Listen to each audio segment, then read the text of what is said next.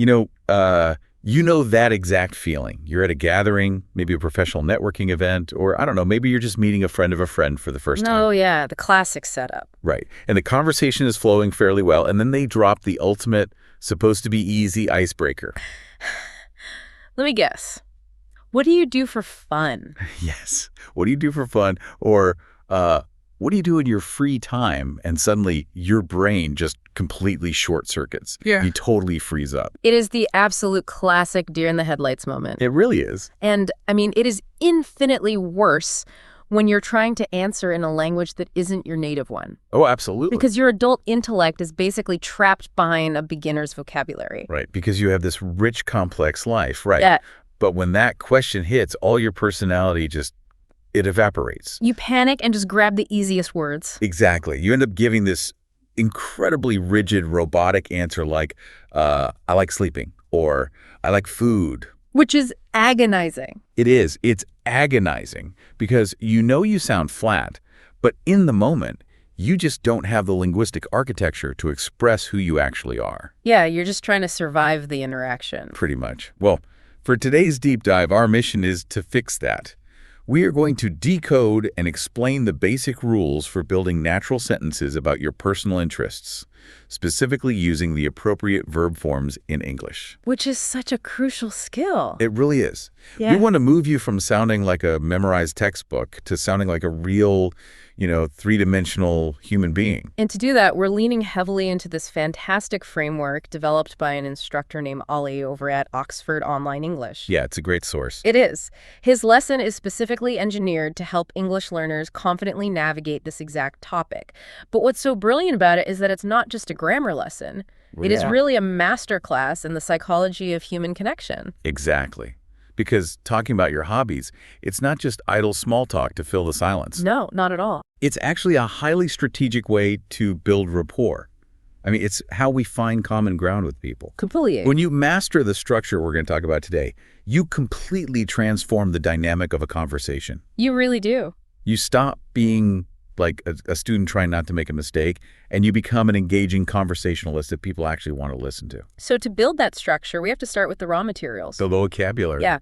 In Ollie's framework, he organizes the vocabulary of free time into a few core categories, which basically acts as your inventory. Like giving you a menu to choose from. Exactly. You have home activities, sports, social activities, and creative pursuits.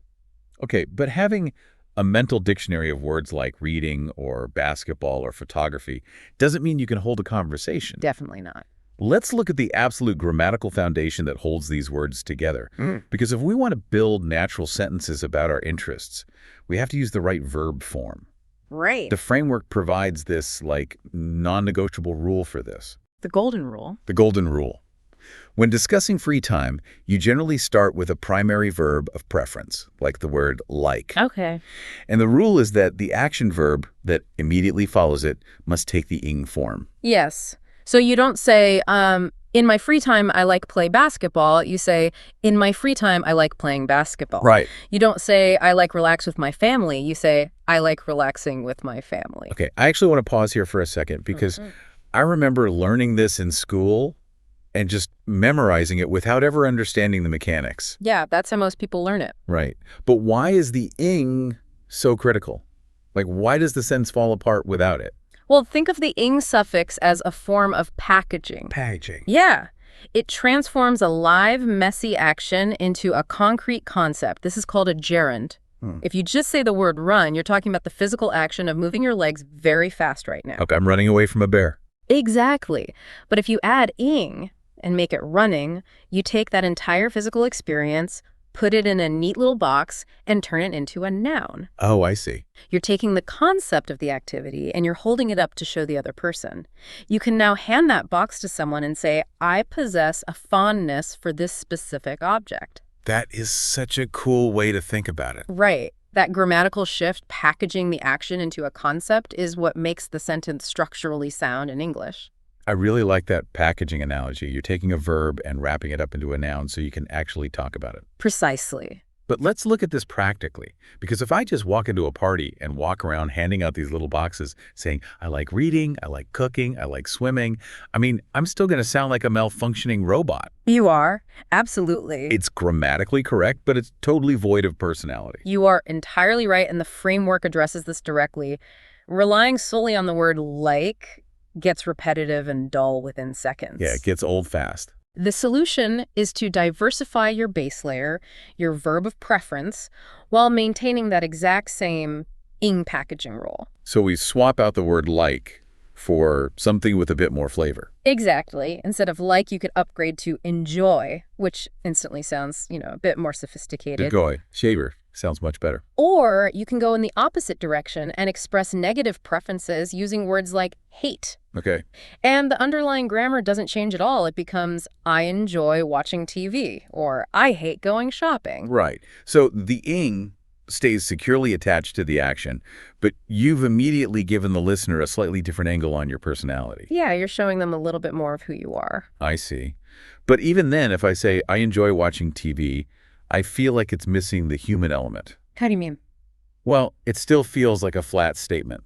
Like, if I were saying this in my native language, my tone of voice would carry a lot of the emotion.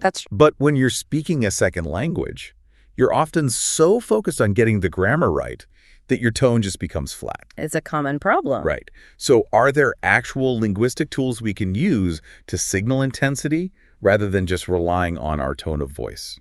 That is a brilliant question, and yes, there definitely are. Natural fluent speech relies heavily on intensity markers. Okay. To bridge that gap between a flat textbook sentence and human emotion, you have to look at how native speakers naturally dial their emotions up or down. And how do they do that? They do this using modifiers. So like words that adjust the volume of the sentence. Exactly. You don't just hate something, you absolutely hate it. Oh, I see. You don't just like something, you really like it. Look at how the sentence transforms. I absolutely hate playing football. Or, I really like taking photos. It adds so much more punch. It does. And you can also temper the intensity and dial it down with words like sometimes. Like sometimes I enjoy going for a run. Exactly. These tiny modifier words act like an emotional volume dial. They compensate for any flatness in your tone and make the sentence sound instantly more authentic. Okay, so we're building a really solid foundation here. We have the verb of preference, we package the action with a binning suffix, and we dial the intensity up or down with our modifiers. Right. So we get, I really enjoy reading, but honestly, that's still a pretty short sentence. It is. It doesn't invite much of a response, And that brings us to the next crucial layer, which is the logistics. The logistics. Yeah. To sound like a fluent natural speaker, you need to answer 2 implied questions for your listener before they even ask them.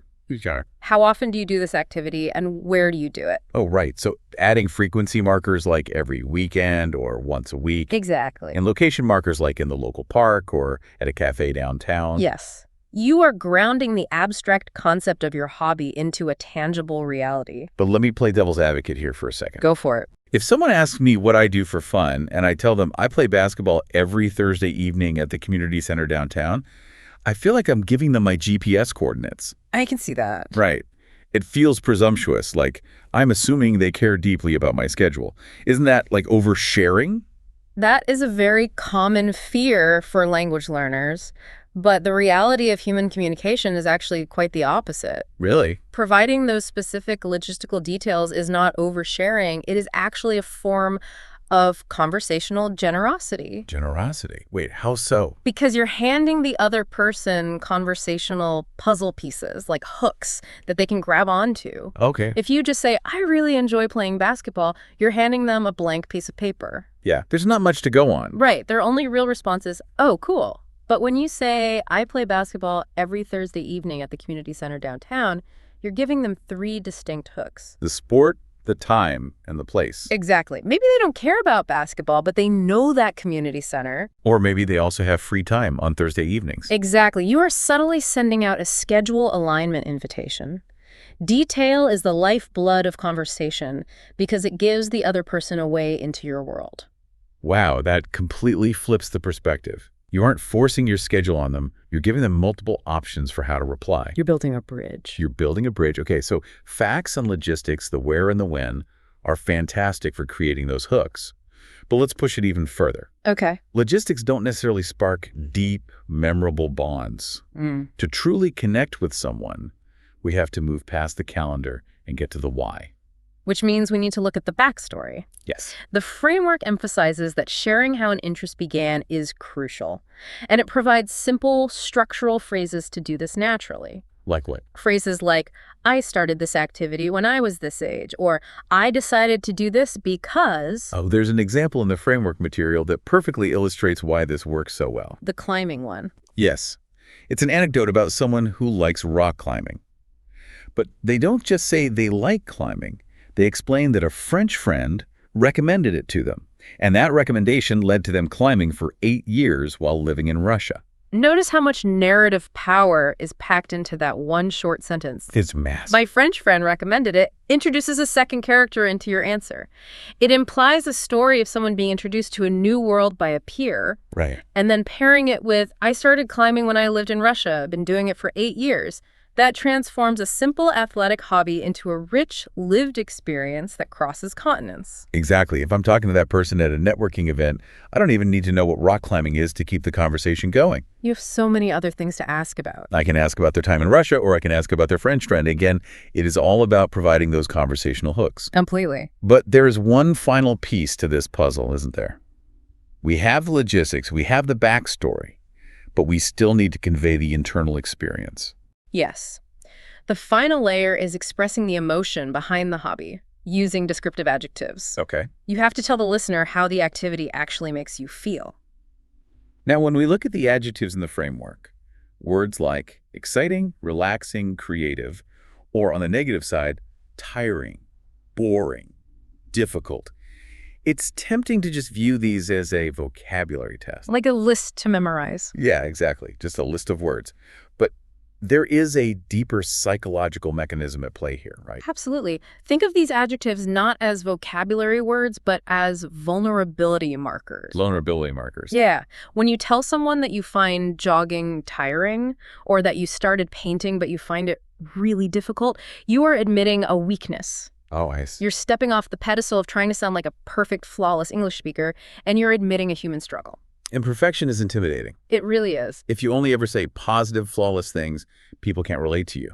Admitting something is difficult builds immediate camaraderie. It makes you human. So if we synthesize all of this, saying, I decided to try yoga because I want to be more flexible, but honestly, I find it really difficult, is infinitely more relatable than just stating the facts. Exactly. You have linked an action to a personal motivation and then to an emotional outcome. That's powerful. It requires a level of vulnerability, which is precisely why it builds such strong, immediate rapport. Okay, we have gathered all of our individual puzzle pieces. Right. We have the foundational grammar rule of the verb of preference plus the ing action. Right. We understand the packaging mechanism. We have our emotional volume dial with modifiers. We have the logistics to provide conversational hooks, the backstory to provide narrative, and the vulnerability markers to provide connection. We've got the whole kit. We do. Now, I want to see this in action. Let's role play. Let's do it. Let's imagine we're at that exact networking event we talked about at the very beginning of the deep dive. I will ask the dreaded icebreaker question. Okay. First, give me the basic, mathematically correct, but completely flat answer. Okay, ready. Hey, great to meet you. So what do you do in your free time? I like playing tennis. And scene. It's so bad. See, as the listener, I'm completely stuck. You gave me absolutely no hooks. I have to do all the heavy lifting to keep the conversation alive. It's true. Now let's run it again. But this time, use a master example from the framework. Layer in the modifiers, the logistics, the backstory, and the vulnerability. Let's try it. So what do you do in your free time?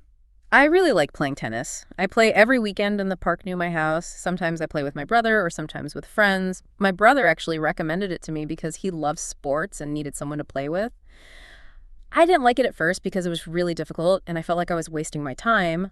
But now I enjoy it, especially when I beat my brother. It is like night and day. It feels completely different, doesn't it? Let's deconstruct why that second answer is so incredibly effective. First of all, the grammar is flawless. I really like playing tennis. Hitting that ing rule. Exactly. But beyond that, You gave me a whole narrative arc. Right. It starts by grounding the activity with frequency and location every weekend in the park near my house. That's the schedule alignment hook we talked about. Yeah. And then the backstory introduces a secondary character, the brother. Which is great. But the absolute genius of that response is the vulnerability. Yeah, admitting I was bad at it. You admitted that you didn't like it at first. You used the vulnerability markers. It was difficult and a waste of time. Which makes the eventual triumph at the end, beating the brother, so much more satisfying for you to hear. It really does. It has a beginning, a middle, and an end. It has sibling rivalry, struggle, and victory, all communicated in about 20 seconds of natural speech. It's highly efficient storytelling. Let's look at one more example from the framework just to show how adaptable this formula is. This one is about a creative pursuit, photography. Oh, I like this one. I'll read it as if I were answering you again. I love taking photos. Once or twice a month, I go to different areas of the city and look for interesting pictures. I've been interested in photography since I was young when my dad got me a camera for my birthday. I like it because it's really creative and I can express myself through my pictures. Anyone can use a camera, but you have to use your imagination to find the best pictures to take. Wow. Again, a perfect execution of the mechanics. The e-ing packaging rule, love taking photos, the logistics, once or twice a month in different areas of the city. Yeah, checking all the boxes. But the backstory here is so deeply personal. The dad buying the camera for a childhood birthday. And notice the vulnerability markers in this one. It isn't about technical skill, it's about self-expression. It's really creative. Yeah. But I really want to highlight that final sentence. Anyone can use a camera, but you have to use your imagination to find the best pictures. Oh, it's so good. That completely transcends talking about a weekend hobby. That is sharing a personal philosophy on life. It really is. Yeah. I mean, if someone gave me that answer at a networking event, I would walk away feeling like I had genuinely connected with their soul, not just exchanged business cards. Exactly. And that is the ultimate goal here. This isn't just about passing an English proficiency test. It's about giving yourself the tools to let your personality shine through the language barrier. Which brings us to a challenge for you listening to this right now. Oh, yes. The challenge. The framework we've discussed explicitly challenges learners to practice this synthesis.